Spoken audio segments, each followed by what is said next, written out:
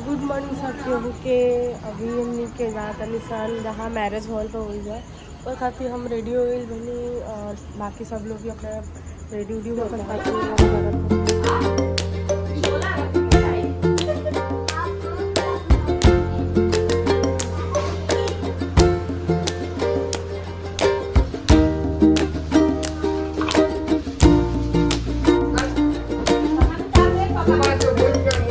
सारा बैग आ गया अब नीचे यहाँ पे।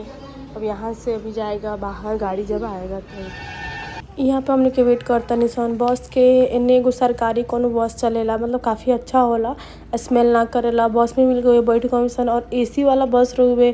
पहले टिकट महंगा रहुए लेकिन बहुत अच्छा रहुए।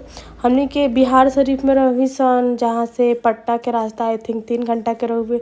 और इस जगह पे हमने पता चला रहुए गाड़ी थी बस चाहे जितना भी गाड़ी गैस से भी चलेला, पहली बार पता चला रहुए।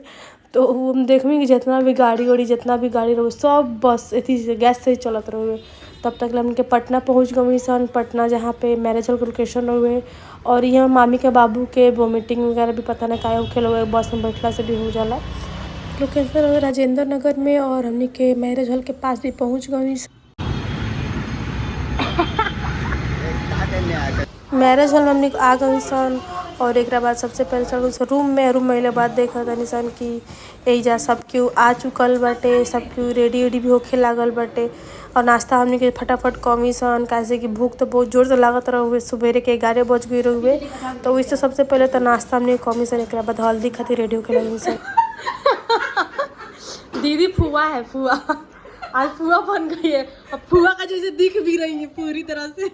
तब मिले तो नेक्स्ट ब्लॉग में। ओके बाय बाय, टेक केयर।